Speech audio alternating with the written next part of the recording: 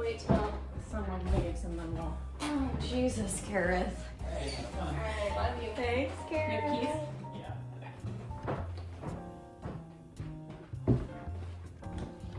Yeah. This doesn't work.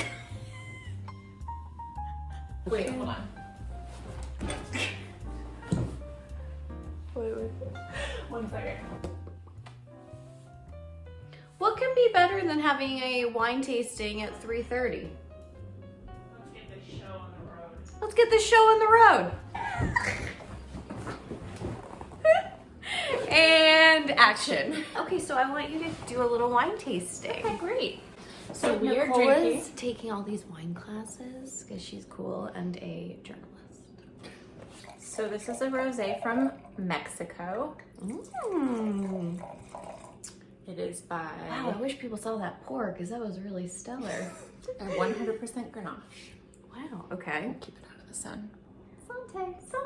So the first thing you do is look at it. Usually you want to have a white background behind the wine, Okay. because that gives you the most accurate depiction of what the wine's all about. So this one's sort of interesting. What would you say about the color? Oh God, you have blue walls. I'm struggling here. Hold it against my shirt. I'm like, oh, that's good. I mean, it's actually more like orangey. Yeah, okay, that's what I was gonna say too. So after you look at it, you wanna swirl it, which, Oh, great yeah. swirling, great Really? swirling. And that is important because that opens up all the aromas in the wine. I feel like I swirl before every sip. You do? Yeah, pretty Wow. much. Because it just smells so much better. So what do you smell? Okay, hold on. What I'm trying. You know what I'm thinking of? Yeah. Hold on, let me get a smell. Okay, I'm smelling glass. Sponge. I don't know, apricot, is that what Yeah. you're Really? Yeah. Nice. I feel like white peach maybe. Yeah, okay, that makes sense. All right, let's try. It smells good. It's good on the nose. Mm-hmm. It's nice because, it's really nice. Mm. It's nice because it's not like the typical Provence style rosé.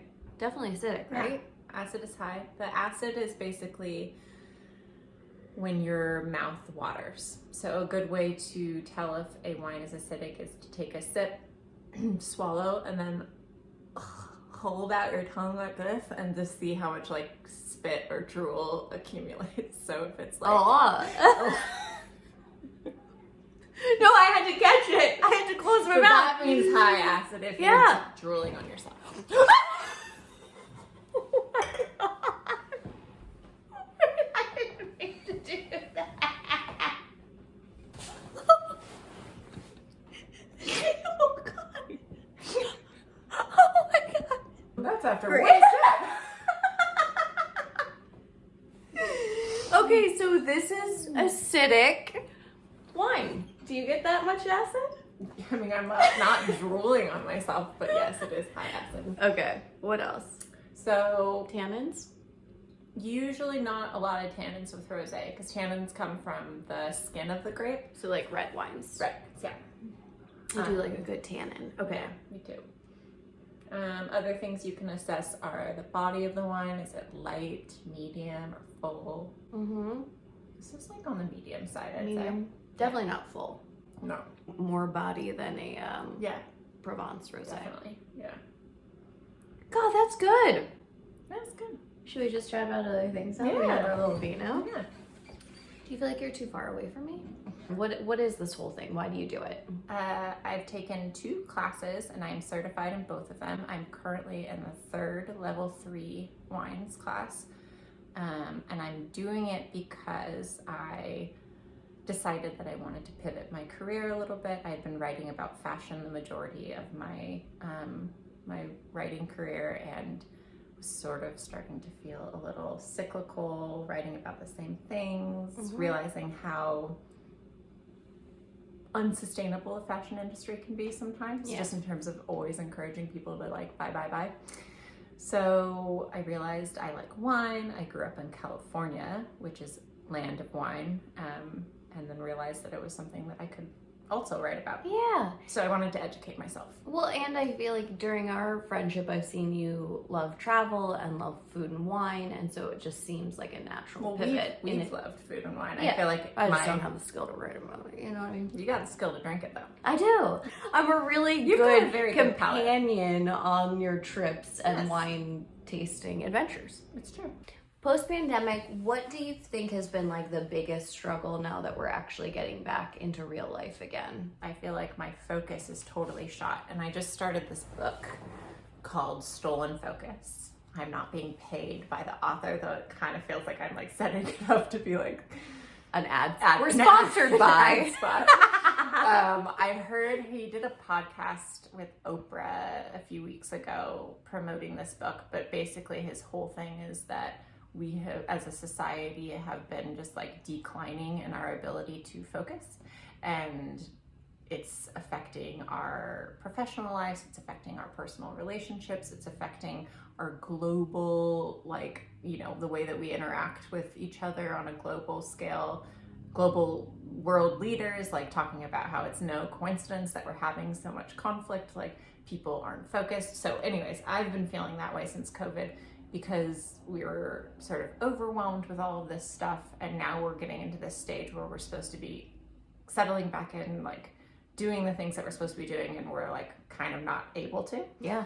What does this author say? Is it about social media? Is it because of the pandemic? Is it just kind of like a combination of everything? So it's not really like a pandemic related book, but it is definitely a big part of it is social media for sure. Talking about the idea of switching. So he basically says we are wrong in our assumption that we can multitask. We actually can't multitask. What we're doing instead is switching. And so for someone like me, who it's like I'm trying to absorb as much information as possible so I can like remember it and try and write about it, include it in a story, like whatever, use it to come up with another story idea. It's like constantly switching. And I do it all the time when I'm working, where it's like, I'll be writing a story, all of a sudden I'm checking my email, all of a sudden I'm looking at like my social, then I'm like doing this, then I'm, you know, like you keep switching, and it really is to the detriment of your focus and productivity and like happiness ultimately. Yeah, that's actually like really interesting, because also if you're switching, it like never allows you enough time to get fully immersed in whatever you were doing. You know? Well, and he was saying that he spoke with this research scientist that was saying the amount of time it takes your brain, like once you've been distracted, there's like a fly. It's just Where's like, the fly? Well, I think it's like a little gnat. Don't worry, we're not killing it. We're just zooming it around. Do you have some gnat fans following you that you don't want to piss off? Don't want to upset the gnat fans. Once you get distracted and you come back to what you were doing, it takes you, I think he said it was like 24 minutes to get back to the same level of focus, which I'm like, that's crazy. And I don't know how you really like quantify it. He also is saying that people who performed a task with distractions and perform the same task without distractions, the people who did not have distractions had an IQ that was 10 points higher.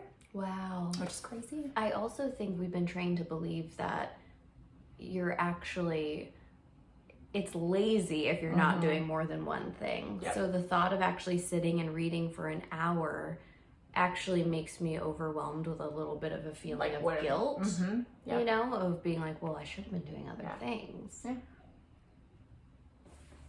Real talk. Wow, sounds like you've got another podcast in the works. I feel like I need to like ask you some questions, but I don't think so. But let's do. You're like, that's not the format of the show. So not now, but after we leave it to the person who's the writer that's like, I have to ask questions. Cheers. We finished our wine. Okay. Love you, mean it. Bye.